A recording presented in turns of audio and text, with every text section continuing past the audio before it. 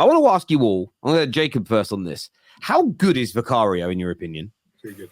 Fantastic. I mean, he's been breathtaking. I think at every juncture, he's answered every question I've ever had for him, and then he's answering questions I ain't even had to ask. I think this guy, by all accounts and purposes, I think statistically, I don't know what the numbers say, but he's one, if not the second best goalkeeper out there. And based on form, it's hard to look away from him. The saves that he made today, regardless of offside or not, were phenomenal saves. And the one that wasn't offside, the one that he saved with his foot while falling backwards, I played goalkeeper for about 15, 16 years of my life. I've never seen some of these saves that he's done. I may just be blowing a little bit of smoke, but this guy's been blowing me away with his performance. Maybe just I got used to old man Fraser Forrester and Hugo Lloris, taking forever to get down to their left, their right. But this guy, whether it's offside, onside, it doesn't really matter. He don't play. He don't play to see what the flag does. He plays to save the goal. And honestly, it's just been revolutionary. I think it's been something that helps the likes of Ben Davies, because he knows if he can make a mistake that potentially there's someone back there who will actually save him this time. And I just think. Where did he come from? I didn't watch Empoli last year. Put some respect on Empoli's name. I don't know, but this kid is absolutely phenomenal. I'm so glad that we signed him. I'm gonna say one thing about Vicario, and this is about Italy's national team. If they want to do anything this Euro in terms of winning the Euro, I think they need to start Vicario over Donnarumma. Personally, I agree. I agree with that. Well, I mean, they're already talking about it. Whether it happens or not is yet to be seen. Donnarumma is still a really good goalkeeper. So he is, but I think Vicario's made a very good claim to start over him, and I think he should. Yeah, I mean, he's been excellent. And do you know what I think for me, what I like about the signing for you lot is that it kind of came out of nowhere. I'd never heard of him, and I don't ever profess to be an expert of all other leagues. I don't profess to be an expert on the Premier League. Those words have never left my mouth. But sometimes you sign players from Serie A and other places, and people go play them down. Like I see a lot of people say, "Oh, Victor Osimhen's is going to be a bum over here." You never quite know. You know what I mean? You never quite know. I like signings like him, though, because it's just an under-the-radar signing. There's almost no pressure on him. And it wasn't like he's a 50, 60, 70 million pound signing with a fanfare around him, and then suddenly that pressure is not being handled. Yeah, I think he's been sensational. And that save with his legs today. The only other time I've seen a goalie in the Prem make those kind of saves was De Gea at his pomp, where he would just make crazy saves with his legs. And he just is. And Deji, like in terms of like your signings, having a goalkeeper like him who just when you need him has stepped up pretty much every time this year, that's got to be a big reason as to why you are where you are in the league. 100%, Terry. Behind every good team is a goalkeeper, and you just got to remember the impact. It was Alisson that came into Liverpool that really just changed their fortunes. Alisson and Van Dijk. And I think us Spurs fans, we've got to thank Postecoglou for so much. We've got to thank Paratici for so much. But also, we got to also breathe a sigh of relief because we were fighting for Raya. We wanted Raya, and we were disappointed when we couldn't get it over the line. And it's turned out to be a blessing in disguise. And our cronies down the road have ended up with David Raya in goal. I know for me, Vicario is nice. He's a legend. And also because, you know, a lot of the new guys, you know, coming into the Prem, you've gone from Empoli to Spurs. What a major shift. But he's hungry. He's diving around. The energy is so difficult in this league. But like you said, the sort of saves he's making is De Gea-esque. And if you've got a De Gea-esque type goalkeeper, that's good on the ball. Then Dan, way is up. What's that? And Deji, that's what I was going to say to you, bro. And I said this the other week to you, Terry, if you remember. I said that the difference between Lloris and Vicario is that Vicario can play with his feet.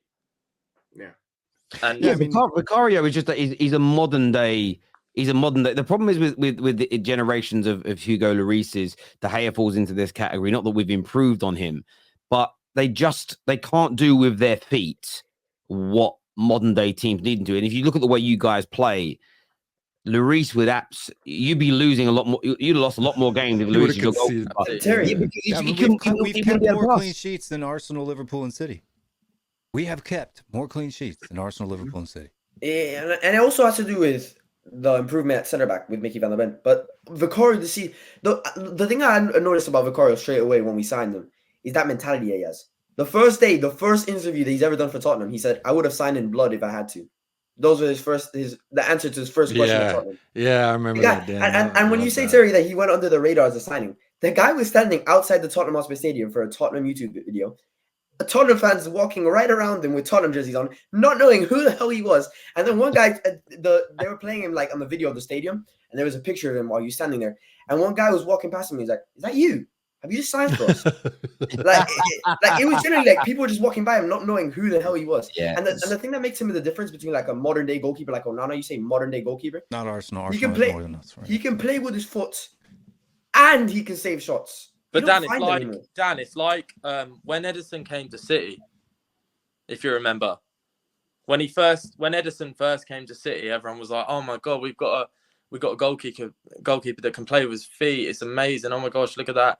And then obviously Alisson as well. And then we've been missing that the whole time. I remember me and my mum used to watch Lloris. Obviously, we grew up on Heurelho Gomez as well, so you can imagine the pain. I love it. I loved him. I loved him. But Lloris, every time the guy gets the ball, we'd shit ourselves like, "Oh my gosh, where is he going to kick this ball?" And how many times he kicked it out? Do you know what I mean? So having Vicario in there, it just gives me a sense of belief that when he gets the ball, that he's going to make a pass and he's going to distribute it properly, if you know what I mean. Yeah.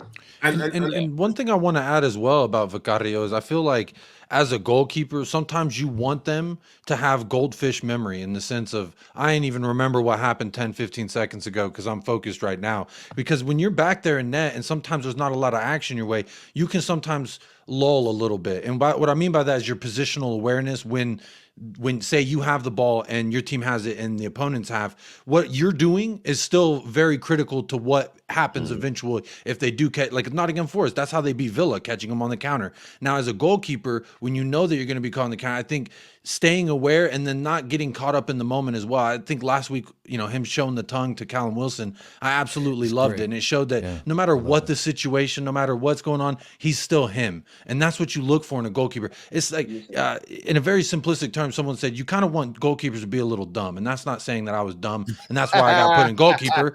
But I'm saying You just said it. Yeah, I did just say it. But sometimes you want them to be a little bit like, I don't really care. I'm not really thinking about this because they're in the moment type of thing. It's a really mentality thing that he has something you can't teach a goalkeeper. And I agree in the sense that with his hands and with his feet, a modern day goalkeeper and what you're asking for, he's very calm with the ball. And that's something I definitely was not as a keeper. Goalkeeping stats are very, very difficult to if you actually look at the goalies that make the most saves, for instance, in the league, most of the time it's the goalies that are down the bottom end of the league. Yeah, but he's got the most saves for minutes. For shots. I understand that. I'm not saying the amount of saves he's got says he's a bad goalkeeper. The point is they same with defenders as well. You've got to look into the stats a little deep. It's not like looking at a striker and how many goals they've scored. It's a much easier stat to kind of break down. But with goalkeepers, when you go through large periods of not having to do anything, and then suddenly you have to make a brilliant save, that is, for me, I've always differentiated the very good goalkeepers from the absolute elite ones. It's that those concentration levels, and the better Spurs get, the less work he's going to have to do. But if he hasn't had to make a save for 20 minutes and then suddenly there's a very good shot into his bottom corner, but he's alert, quick, down to it, that's how you know when you've got a great goalkeeper. Sometimes it's easier to be a goalkeeper when you're having to save shots and do things every few minutes because you're constantly involved. And guys, I think you guys have bought an absolute gem. An absolute gem of a player. Look, I wanted to ask you all about Kuluveski as well, because that's a player that a lot of Spurs fans, I can't remember which ones of you were saying it, but a lot of Spurs fans were on the terrace last season, in the summer, early parts of this season, talking about how it doesn't really have a future, doesn't really do much. I'm not just taking this in isolation of today. I think he's been brilliant for you the majority of this season. Has he changed the minds, Deji, of Spurs fans again, or is this another player that you personally sort of never sold your stock in? No, I think what more than changed the minds of Spurs fans, I think he's kind of reproducing the form that he had when he first arrived at Spurs. I think when he first arrived, he took the league by storm, and at one stage, some of us were even saying, "Look, he's up there in terms of assists and goal contributions as Saka."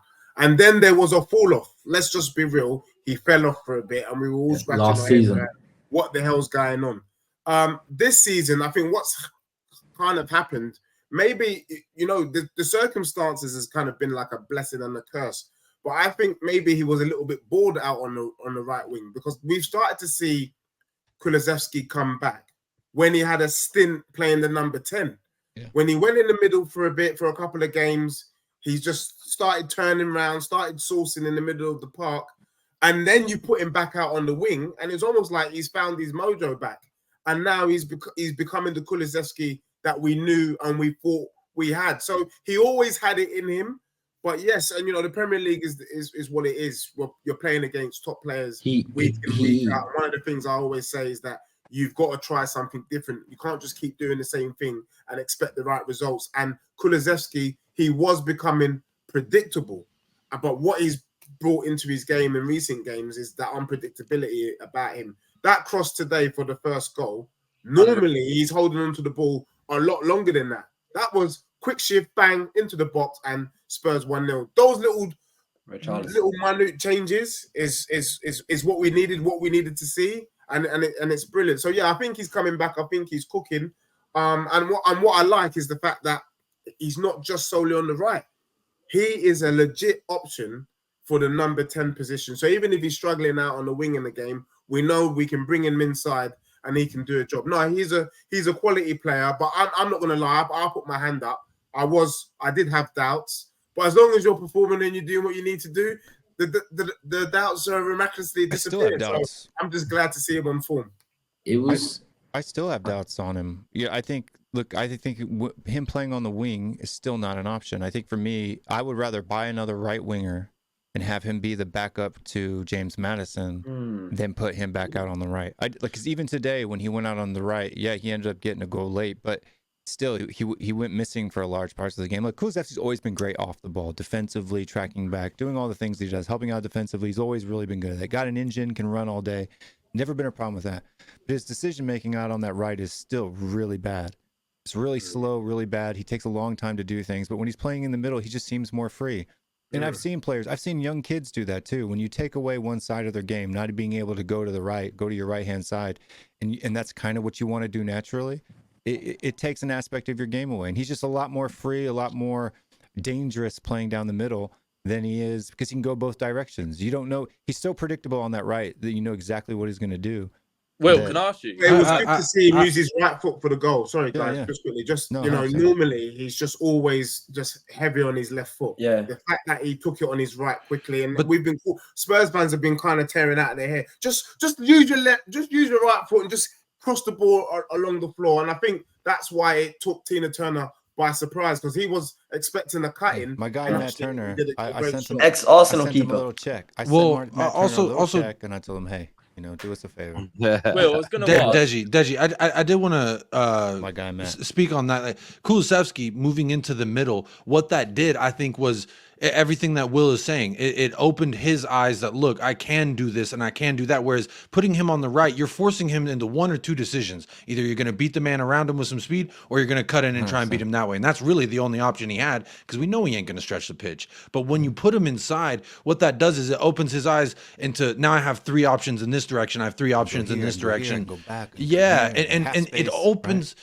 It's like you opened up Kuluveski, and then now you've opened him up. You put him on the right, and watch what he did, because he was sending in crosses. I like seeing him on his left foot on the left side of the pitch, sending in a cross. He sent a beautiful cross, just didn't connect on that one. But if it had, like, I think this guy is an absolutely versatile player, and I don't see him having a future as a winger necessarily, because he has the power, but he doesn't have the pace. And I think everything he does well out there on the wing, he can do centrally. He can do those things well centrally. And it almost clears up a problem that we had in the summer, which was we didn't have a James Maddison backup. Now we're not even thinking that we need to go buy a James Maddison backup this January. We have this also. Sorry, I was going to say, Jacob and Deji, I was going to ask the comparison between him and Eriksen, okay? Because before we had the Maddison, Eriksen was our creative player. Do you know what I mean? He would play that number 10. He would play that number 10, that cam role, but it would also come a little bit into the right, like Kulu did when he was playing the number 10, and he'd have the option of Walker to be able to use his right, use his left. He'd have the space there before. Do you think that with Maddison there, that he's going to have the ability to be able to have that space or not? Yeah, that's a tough one. Was that directed at me, or was that directed at someone specifically? When you don't have Maddison and you have him playing a number 10, I feel like he's got to be more in the middle. Whereas when he's playing on the wing, as you saw, like, he might be able to, obviously, because Porro comes so far up. Then when if Porro dropped back a little bit, he might have a little bit more space to be able to do that. Do you know what I mean? Yeah. I hear you, but the thing that Ainge Postecoglou, one of the first things he said in a press conference was, "I like players that can play multiple positions." He gave Ben Davies props before we ever kicked the Premier League ball under Ainge Postecoglou because he was like, "I could see him at this position or I could see him at this," and that's what I like in a player. Brendan Johnson, same thing. Kulusevski, all this has done to me has been a good thing. It has opened him up. So now, in those moments where James Madison, we saw it when we had James Madison. He comes out, you shift Kulu in, and look what happened. But it's not that, right? So what people don't realize is that Kulusevski has the most touches of anybody in our front line when he plays on the right wing. And he covers the most ground 50 as well. to 60 touches a game, right? And it's the decisions that he's making in the final third that is the reason why Spurs fans are cussing him. It's because and when he first came to Tottenham and he was driving to that byline and doing that cutback to Son, he assisted Son 5 times in those 3 months that he played since February under that first year under Conte. This season, he has 2 assists. He's getting good goals and stuff like that. But he hasn't he's assisted Son once this whole entire season, just once. And Son's there. Son's in those spaces. We know Son makes those runs. And Kulusevski many times take the ball into the final third into the box and just loses it. Just gives it away. Let's be honest though. Son is not. I am being honest. Yeah, no, fine. I get that. But my point I'm trying to make is that Son's not a typical number 9. He's not Harry Kane. He's there for the cutback. That's what Son's game is, playing the ball to his feet. Most goals Son scores are on his own. Or from his feet. No, yeah. No, I'm sorry. Out of the 10 goals that he scored this season, right? 2 of them were cutbacks from Solomon, right? 2 of them were cutbacks from Solomon. I would say 50%. Most of them were cutbacks from Madison, right? 2 of them were long balls from Porro. So you have two cutbacks from Madison, 2 cutbacks from Solomon, 2 long balls from Porro. That makes up 6 of his 10 goals that he's got this season. On his feet, though. Yeah, on his feet. Of course, yeah, from that's his what feet. I said. He's not going to do it with his head. He can't head. No, that's right? that's but just. I'm that's sorry, but Postecoglou, when he was playing in Scotland with his 5'8" striker from Japan, wasn't playing balls into the box for headers. They were cutbacks from the byline. That's how he plays in this system. That's why you see it happen all the time. That's why Son does it, right? Both of Son's assists last game were cutbacks from the byline. Yes or true or false? Yeah, fine. But what I just said is that they were by his feet. So he didn't score with his head. We don't play balls in the air into the box. Rarely. What did you say, sorry? We should have Only more. 2 goals out of the 30-something goals that we've scored this season have been aerial crosses. 2. Okay, and then you put Richarlison there. Goals, head. Do you know what I mean? No, I totally hear what you're saying. The only thing I will say is that we need Kulusevski for what he does off the ball. I think you're right, my good friend. Maybe he's not getting the goal, the assists or the goal contributions, but in terms of the work rate, with the way that was set up and the system that Postecoglou is playing, that's why Kulusevski doesn't come off. Yeah, if anyone's going to come off, it will be Son, it will be Richarlison, because what he does is he maintains the high line and he maintains a physical presence up top. So we can't underestimate the impact of Kulusevski. And one of the things Postecoglou has always talked about, it's so easy for us to talk about the outputs, but he's more sometimes worried about the inputs, if you want to call it that. He was talking about Richarlison and why he liked Richarlison so much. Wasn't talking about the goals. Was talking about what he does off the ball, the work rate, the pressing, the hounding, the being in people's faces. And that's what Postecoglou like, and that's what Kulusevski has in trumps. He's always in your face, non-stop running. And for this system to work the way that it's working, you do need a Kuli. So that's why Kulusevski cannot be backup to Madison. He has to be on the pitch, and so does Madison. His link up. What I'm saying is he does both. We're getting both aspects from him in the middle, right? We're getting G&A and we're getting off the ball work, right, in the middle. So but we're not getting G&A output when he plays on the right, but we are getting the output. So why not go out and try to find somebody like, say, Rafinha, for example, who can get both work rate and output on the right? Why can't we do that? Like, why do we have to sacrifice one aspect just because we're getting the other aspect when he could play in a different? Because we're going to need to rotate Madison. Madison's going to maybe get another ankle injury, and something else is going to happen. We're going to need midfielders that we can rotate, right? Kulusevski, think about it. Yeah, James Madison, he plays for 70 minutes. You bring Kulu off the bench, and he ends up scoring a goal. What's wrong with that? That's a part of a squad that will allow us to actually challenge and win titles, right? We talk about we need a squad. We can't sit there and just, he's not good at G&A on the right, but because he works off the ball, we got to play him out there. No, we need to find somebody who can do both aspects on the right.